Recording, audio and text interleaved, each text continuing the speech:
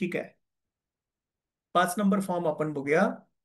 NRC CTC follow up. एकदा बाळ discharge झालं NRC मधून, तर ते डिस्चार्ज झाल्यानंतर आपल्याला दर 15 दिवसाला व्हिजिट करून त्याचा फॉलोअप करणं अपेक्षित आहे. ठीक आहे. तर फॉलोअप करण्यासाठी या लिस्टमध्ये असे बालकं येतात. तर ह्यापैकी 2 बालकं फॉलोअपसाठी रेडी आहेत. ठीक आहे. हे अजून फॉलोअपसाठी ओपन नाही झाले, पेंडिंग आहेत फॉलोअपसाठी. फॉलोअप करावर क्लिक केलं. फॉलोअप करावर क्लिक केल्यानंतर स्थिती काय आहे, एनआरसीसीटीसी फॉलोअप येस म्हटलं तर कोणत्या कोणत्या दिवशी फॉलोअप करू शकलो ती तारीख टाकायची. ठीक आहे. त्यानंतर सध्याचे वजन, जे त्याचं वजन आहे, सध्याचं वजन टाकायचं, समजा 6 किलो आहे.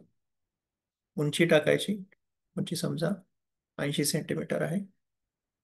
तर हे बाळ सॅमच आहे अजून. ठीक आहे. तर घरी पौष्टिक आहाराचा सल्ला देण्याचा विचार करा. आरोग्य तक्रारी असल्यास नजीकच्या आरोग्य केंद्रास भेट देण्याचा विचार करा. एनआरसीसीटीसी फॉलो सबमिट करा. चा फॉलो सबमिट झाला.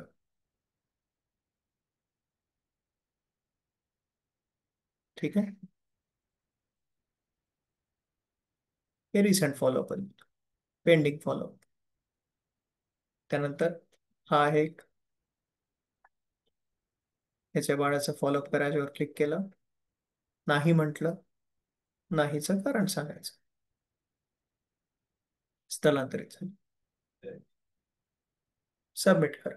एनआरसी फॉलो सबमिट झाला. ठीक आहे. तर अशा प्रकारे आपण हा 4 नंबरचा एकदम सिंपल फॉर्म आहे, दर 15 दिवसाला उघडतो. ठीक आहे. तर काही प्रश्न असेल तर 4 नंबरच्या फॉर्म मध्ये तुम्हाला काही आणखीन प्रश्न आहे का तर कळवा. नाहीतर सगळ्यांना मी परत 5 मिनिटं देतोय. सगळ्यांनी dummy entries NRC follow up form मध्ये भरा. ज्यांचं ज्यांचं झालंय चॅटमध्ये लिहून पाठवा. फॉर्म 5 डन म्हणून, फॉर्म 5 डन असं म्हणून चॅटमध्ये लिहून पाठवा.